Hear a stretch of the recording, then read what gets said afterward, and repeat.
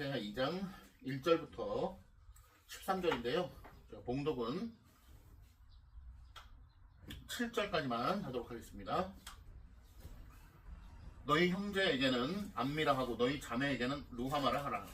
너희 어머니와 논쟁하고 논쟁하라. 그는 내 아내가 아니요 나는 그의 남편이 아니라. 그가 내 얼굴에서 음란을 제하게 하고 그 유방 사이에서 음행을 제하게 하라. 그렇지 아니하면 내가 그를 벌거벗겨서 그 나던 날과 같이 할 것이요 그로 광야같이 되게 하며 마른 땅같이 되게 하며 목말라 죽게 할 것이며 내가 그의 자녀를 긍휼히 여기지 아니하리니 이는 그들이 음란한 자식들임이니라. 그들의 어머니는 음행하였고 그들을 임신했던 자는 부끄러운 일을 행하였나니 이는 그가 이르기를 나는 나를 사랑하는 자들을 따르리니 그들이 내 떡과 내 물과 내 양털과 내 삶과 내 기름과 내 술들을 내게 준다 하였습니다. 그러므로 내가 가시로 그 길을 막으며 담을 쌓아 그로 그 길을 찾지 못하게 하리니 그가 그 사랑하는 자를 따라갈지라도 미치지 못하며 그들을 찾을지라도 만나지 못할 것이라. 그제야 그가 이르기를 내가 본 남편에게로 돌아가리니 그때에 내 형편이 지금보다 나았음이라 하리라. 아멘. 계속해서 호세아 말씀 강해로 함께 하고 있습니다. 오늘은 호세아 말씀 강해 세 번째, 은혜를 악용한 백성과 끝까지 신실하신 하나님이라는 제목으로 하나님 말씀을 나누겠습니다. 은혜를 악용한 백성과 끝까지 신실하신 하나님입니다. 네, 우리는 계속해서 호세아 말씀을 통해서 하나님께서 북이스라엘 백성들에게 어떠한 말씀의 경고를 하고 계신가? 하나님께서는 언약의 말씀을 통하여 이스라엘 백성들에게 풍성한 복을, 또 선택과 더불어서 복을 약속해 주셨지만 이스라엘 백성들은 하나님의 복을 걷어차고 아주 깊은 단계의 음행과 배신, 또 하나님을 믿지 아니함과 동시에 우상을 섬기는 그런 악행을 저질렀고 그 기간들은 매우 오래되었음을 살펴보았습니다. 그래서 하나님께서는 참고 참으시는 분이시지만 결국 선지자들을 통하여 너희들의 백성의 죄가 얼마나 깊고 뿌리 깊고 또 악행이 아주 저질적인 것인지에 대하여 하나님께서는 말씀하셨고 또 우상 숭배가 얼마나 하나님을 노엽게 하는 것인가에 대해서 다시 한번 계속해서 지속적으로 말씀해주고 계신 것입니다. 하나님께서는 특정한 시기를 빼놓고는 선지자들을 통하여 사사들을 통하여 하나님의 말씀을 계속해서 이스라엘 백성들에게 전하셨고 또 교훈하셨고 인도하셨습니다. 지금도 역시 하나님께서는 기록된 하나님의 말씀을 통하여 또 말씀의 수종자인 이 목사들을 통하여 하나님의 말씀을 계속해서 전하고 있습니다. 바른 하나님의 말씀을 전하여지는 귀하고 복된 우리 사랑가득교회 성도들이 하나님의 말씀이 조명되어서 우리의 가슴 가운데 늘 하나님의 말씀으로 살아가는 귀한 은혜의 삶이 되기를 간절히 소망합니다. 홍수의 시대에는 물이 범람하지만 먹을 수 있는 물이 없는 것처럼 이 시기의 세상도 하나님의 말씀의 설교라고 하는 것들이 범람하고 있지만 특별히 인터넷을 통하여 수많은 교회들을 통하여 목사들이 배출되어서 범람하고 있지만 진정한 참된 순수한 교리의 말씀들 또 정통 기독교의 말씀들이 정말 어디서 선포되고 가르쳐지는지 찾아보기가 힘들 정도로 참 어려운 시대에 살고 있습니다.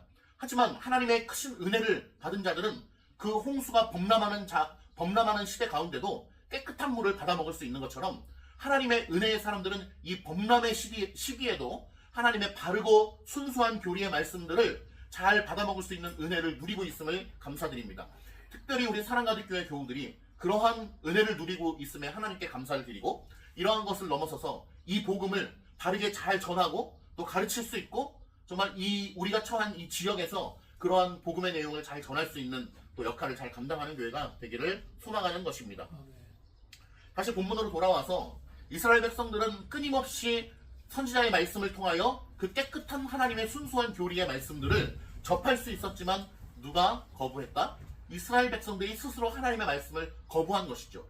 지금도 다른 하나님 중심의 이 하나님 주권에 대한 말씀들을 선포할지라도 이것을 거부하고 여전히 받아들이지 않는 사람들이 대부분인 것처럼 이스라엘 백성들도 선지자의 말씀을 통하여 계속해서 하나님의 말씀이 전하여졌지만 그 말씀을 받는 사람은 소수요 대부분의 사람들이 하나님의 말씀을 받지 않았다는 사실을 기억하고 계실 것입니다.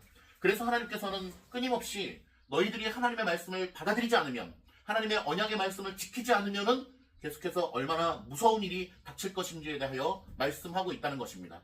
그러나 오늘 제목에서 나타난 것과 같이 하나님께서는 이스라엘 백성들을 향하여서 무서운 진노의 말씀을 쏟아내고 있지만 결국 그 진노의 끝에는 무엇이 기다리고 있는가? 회복이 기다리고 있다는 것입니다. 그것을 지금 이 역사 속에 있는 하나님의 말씀 받지 않는 이스라엘 백성들은 알 수 없는 것이죠. 왜냐하면 하나님의 말씀을 믿지도 않고 받아들이지도 않고 하나님의 명령을 준행하지 않기 때문에 자기들이 옳다라고 생각을 하고 있는 것입니다. 오늘 본문에 보면 이스라엘 백성들은 심지어 자신들의 악행을 자랑스럽게 여깁니다. 그러니까 자신들의 죄악을, 자신들의 악행을 하나님 보실까 두려워 숨기고 싶어 몰래 죄져야지 이런 것이 아니고 자신들의 악행을 자랑스러워합니다. 하나님 앞에서 아주 자랑스럽게 내놓는 것입니다. 그것은 어디에 기인하냐면 지난주에도 말씀드렸듯이 이스라엘 백성들의 음행은 이제 더 이상 우리 하나님 믿지 않고 바알신을 섬길 거야 라고 하는 어떤 이러한 표면적인 배신에 있는 것이 아니라 하나님을 여전히 섬기되 우상을 숭배하듯이 하나님을 섬기는 것이고 하나님 앞에 제단 앞에 제사를 드리되 자신들의 방식으로 제사를 드리고 자신들의 느낌대로 드리고 하나님을 자신들의 방법대로 섬겼다라는 사실에 있습니다. 그렇기 때문에 자신들이 죄를 짓고 있다는 사실조차를 인식하지 못하는 것입니다. 그렇기 때문에 하나님 중심의 사고방식, 하나님의 말씀대로 사는 것, 이 땅에 현재 우리가 이 바른 말씀의 교리를 실천하려고 노력하는 이것과 너무나 비슷한 것이죠. 수많은 사람들이 하나님을 믿는다 얘기하지만 자신들의 방식대로, 자신들의 논리대로 하나님을 해석하여 믿는 것이 얼마나 위험한 것인가를 깨달아야 되는 것입니다. 그래서 우리 정통 개혁신학의 역사 속에서는 정말 하나님의 주권을 인정하지 않고 아르미니우스주의적인 그러한 발상을 가지고 있는 것이 과감하게 이단이라고 얘기를 하는 것이죠. 역사 속에서. 지금도 아르미니우스적인 사상을 가지고 있는 교단과 교회들이 태반 아니겠습니까? 그러한 교단들이 가르치고 있는 교리의 내용은 명백하게 이단이다, 이단적인 요소다라고 말할 수 있는 것입니다. 그러므로 우리가 장로교에 다니고 있다는 것이 얼마나 위대한 것입니까? 장로교의 교리를 믿고 있다는 것이 얼마나 위대합니까? 하나님의 절대 주권. 특별히 우리가 주일 오후에 살펴보고 있는 제롬 장키우스의 절대 예정론이라고 하는 이 내용을 통하여 하나님의 절대 주권을 정말 하나님 되시게 올려드린다라고 하는 이 신앙의 내용이 너무도 귀한 것이고 우리가 마땅히 10년 가운데 가져야 될 우리 신앙의 모습인 것입니다. 그러나 하나님의 주권을 계속해서 끌어내리고 하나님의 주권을 계속해서 날려버리고 인간의 공로를, 인간의 역할을, 인간의 의지를 자꾸 해서 0.1%, 0. 몇몇 프로라도 계속해서 끄집어 올려놓으려고 하는 인간의 이러한 의도들이 하나님이 보시기에 얼마나 악한 것인가를 깨달아야 되는 것입니다. 바로 오늘 이스라엘 백성들이 행하고 있는 음행과 그러니까 육체적인 음행도 당연히 포함되는 것이지만 더 중요한 것은 영적인 음행 아니겠습니까? 하나님과 그러니까 가정이 있는데 자기 아내를 사랑해야 되는데 자기 아내를 사랑함과 동시에 옆집 아줌마까지 사랑하는 거 그게 음행 아니겠어요? 아예 이혼하고 가서 저기 다른 사람을 만나는 게 음행이 아니고 동시에 섬기는 게 음행이잖아요. 그러니까 이스라엘 백성들이 음행을 저질렀다라고 하는 것은 무엇입니까? 이제 하나님 안 믿어. 다른 신을 믿어. 이걸 얘기하는 것이 아니고 하나님도 믿는데 바알도 섬기는 거예요. 하나님도 믿는데 다른 신을 섬기는 것이고 하나님을 믿는다라고 얘기하지만 우상숭배의 방식으로 하나님을 믿는 것이 바로 이들에게 책임이 추궁되고 있는 우상숭배인 것입니다. 그러니 지금 이 시대에 하나님을 믿든 내 뜻대로 해석하고 내 방식대로 하나님을 믿고 인간의 공로의 자리를 계속해서 띄워놓고 있는 것이 얼마나 영적인 음행인가. 그리고 이런 아르미니우스적인 요소들이 인간의 역할을 자꾸 끼워 넣으려고 하는 요소들이 하나님 앞에 얼마나 이것이 영적인 음행이요 영적인 죄가 되는가를 우리 모두가 깨달아야 되는 것이죠. 그러나 대부분의 교회들이 대부분의 인본주의적 신학들은 그런 것이 죄가 아니라고 말하는 시대를 살고 있는 것입니다. 그러므로 바빙크가 얘기했던 대로 이 땅의 모든 것들은 점점 더 퇴화하고 있어요. 어떤 의미에서 퇴화냐? 하나님의 바른 말씀에서 멀어져 가고 있는 것입니다. 클래식도 마찬가지죠. 1500년대 수백 년 전에 그 클래식의 거장들이 만들었던 노래들, 예를 들면 쇼팽의 즉흥환상곡을 예를 들어볼까요? 쇼팽의 즉흥환상곡은 말 그대로 쇼팽이 그 자리에서 만든 노래입니다. 그런데 그 악보를 쇼팽은 출판하지 않았죠. 왜 출판하지 말라고 했을까요? 제가 알기로는 너무나 부족해서 이거 세상에 내놓기 부끄러워 이래서. 그러나 그가 쇼팽이 죽은 이후에 그 친구가 그 곡을 출판하게 되었고 지금은 수백 년 동안 전 세계 사람들이 그것을 감상하고 감동하는 그러한 고전적인 음악이 된 것입니다. 그런데 쇼팽의 그러한 곡들, 베토벤의 곡들, 모차르트의 곡들, 그러한 곡들을 능가하는 곡이 지금 있습니까? 이 시대에. 아무리 이 시대가 발전하고 과학이 발전한다 할지라도 이전의 클래식을 넘어서는 그런 음악이 나오질 않는 거예요. 그렇기 때문에 지금 아무리 훌륭한 피아니스트다라고 할지라도 여전히 베토벤의 곡을 연주하는 것이고 여전히 모차르트의 곡을 연주하는 것이고 여전히 쇼팽의 곡을 연주하고서 감동을 받는 것입니다. 그 이상의 곡이 나오지를 않는 거예요. 신학도 마찬가지입니다. 하나님께서 은혜를 주셔서 종교개혁이라고 하는 귀한 모멘텀 가운데에 루터를 시작으로 또 칼빈을 중심으로 해서 수많은 종교개혁의 신학자들을 통하여 17세기를 통하여 하나님께서는 그 풍성한 은혜의 신학의 내용이 꽃피우도록 은혜를 허락해 주셨고 그러나 그 이후에 바빙크도 얘기했듯이 어떻습니까?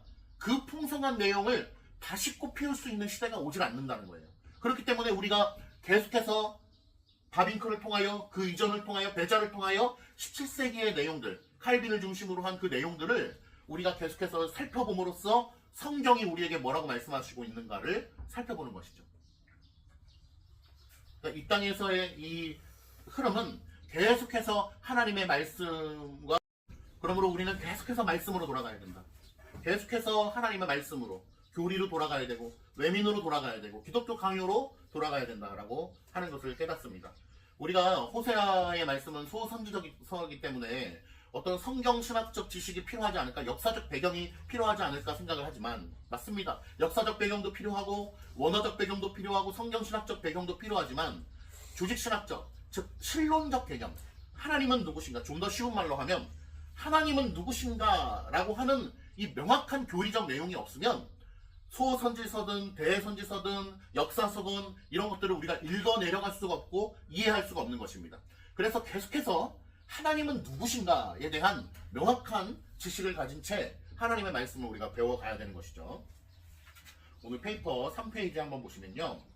하나님의 서론, 하나님의 은총 안에서 서로를 세우라라고 얘기합니다.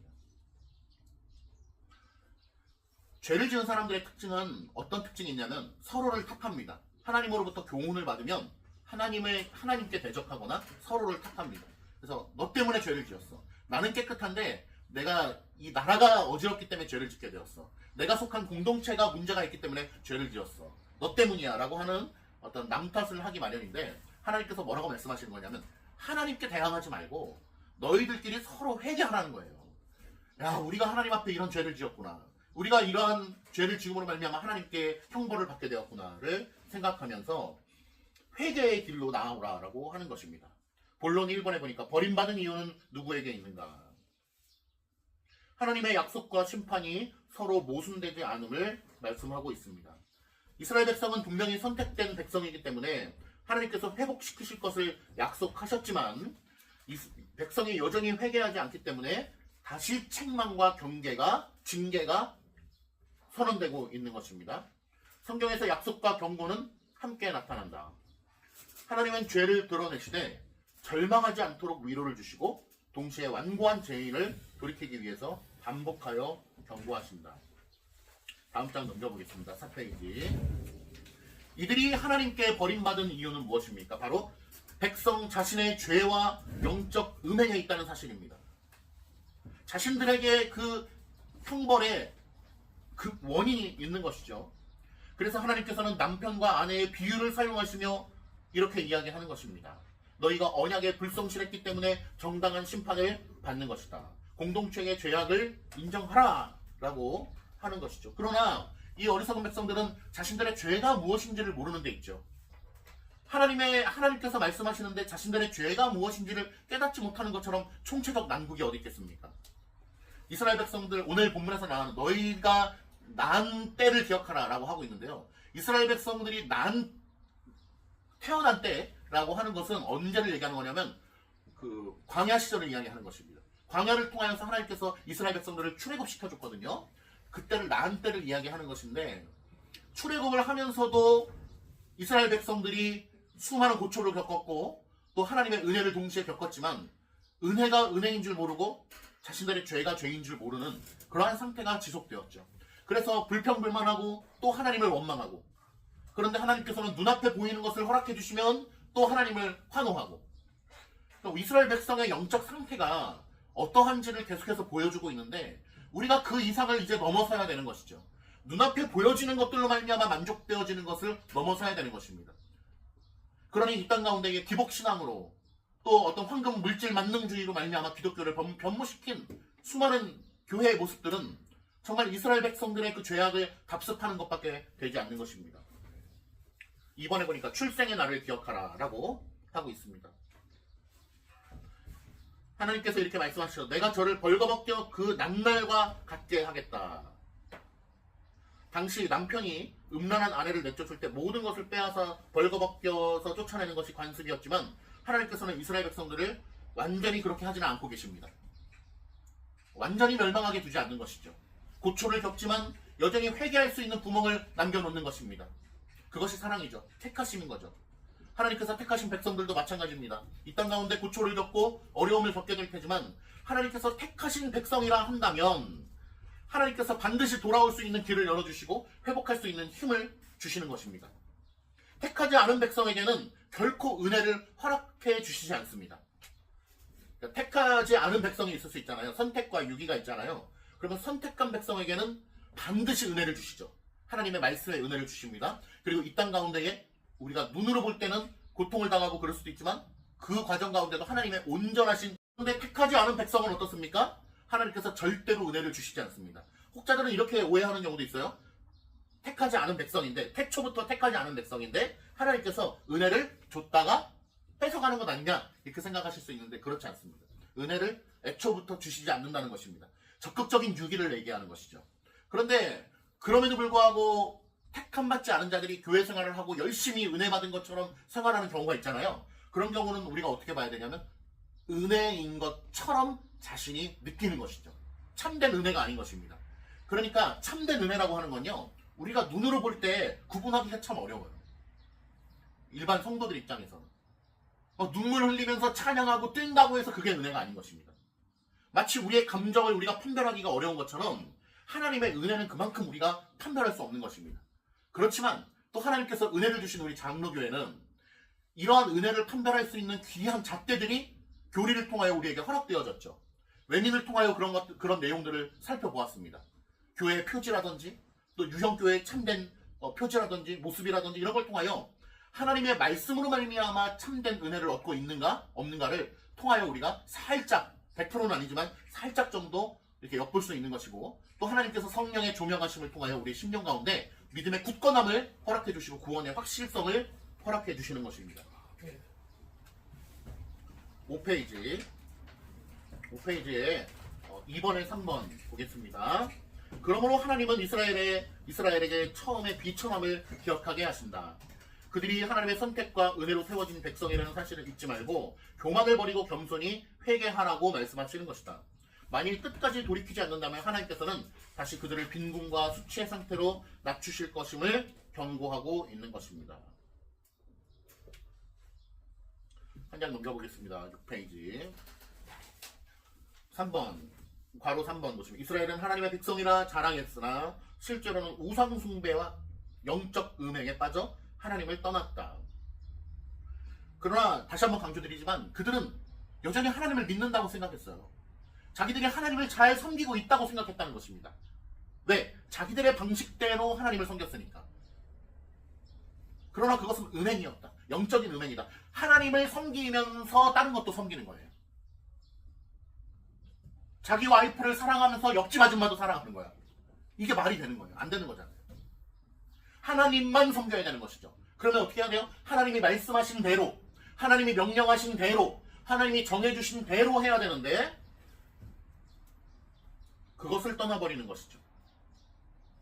지금도 역시 마찬가지입니다. 하나님께서 명령하신 대로, 성경이 명령하는 대로 해야 되는데 그것을 인간의 이 기고만장함으로 말미암아 받아들이지 않는 것이죠. 아까 말씀했던 것처럼 하나님의 완전하신 주권을 인정하지 않는 것. 왜냐하면 인간의 이성으로는 이해가 되지 않기 때문에 그런 것입니다. 그러면 우리를 왜 만들었냐 이거죠. 그렇게 맘대로 할 것 같으면. 그런데 제롬 장키우스가 그런 사람들을 향하여 위대한 말을 한 가지 남깁니다. 그 말은 무슨 말이냐면 하나님의 예정을 막 설파하는데 절대 예정을 얘기하는데 그것을 받아들이지 않는 사람들이 반문하는 주된 내용이 무엇이냐면 그러면은 운명론과 뭐가 다르냐? 우리가 할 게 뭐가 있냐? 어차피 정해져 있는데 우리가 할 게 뭐가 있냐? 우리 로봇이냐? 라고 하는 질문을 많이 하잖아요. 그리고 운명론과 똑같다라고 얘기한단 말이죠. 그래서 제롬 장티우스가 뭐라고 얘기를 하냐면 설사 하나님께서 우리에게 모든 것을 정해놓으셨는데 그게 아니지만 너희가 생각하는 그런 운명론이 아니지만 실제로 운명론이라 할지라도 그게 무슨 문제가 되느냐라고 장티우스가 얘기했어요. 하나님이 모든 걸 정해놓으셔서 우리가 그 정해진 대로만 움직여지는 그런 운명론과 같은 걸지라도 그게 무슨 문제가 되느냐. 하나님이신데 하나님인데 뭐가 문제가 되느냐라고 반문하기도 했습니다. 우리는 거기까지 가야 되는 것입니다.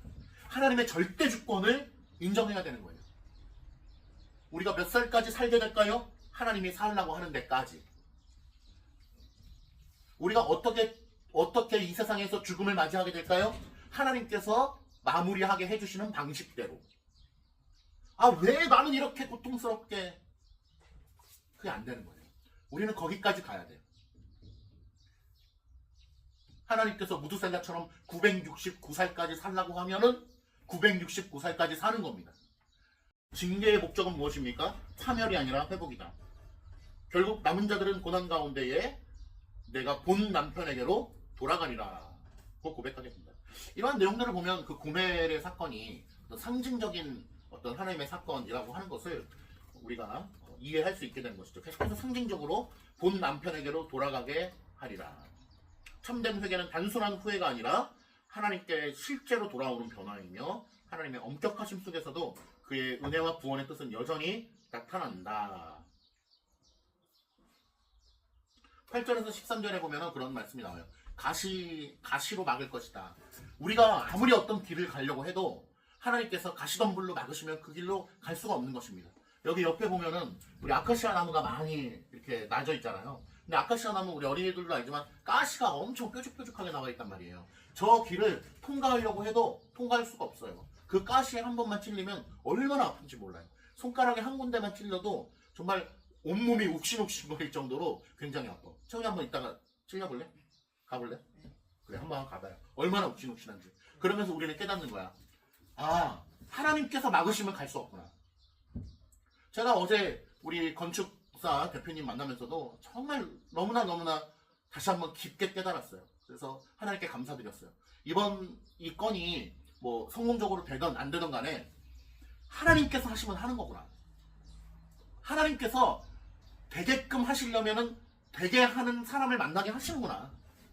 그런데 그 전까지는 아무리 발버둥 쳐도 길이 안 보여요. 낭떠러지야.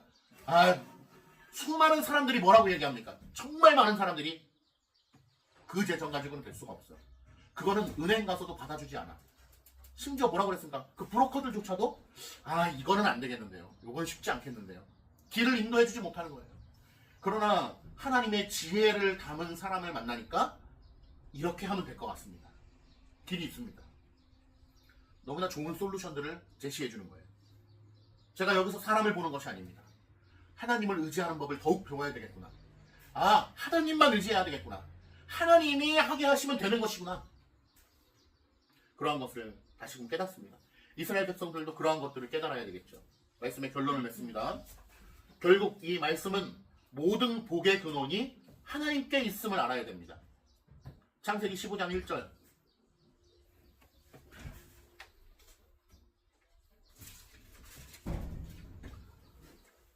아브라함아 두려워하지 말라. 나는 내 방패요 너의 지극히 큰 상급이니라.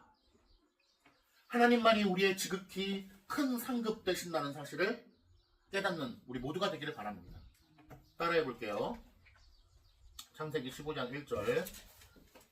두려워하지 말라. 크게 두려워하지 말라. 나는 내 방패요.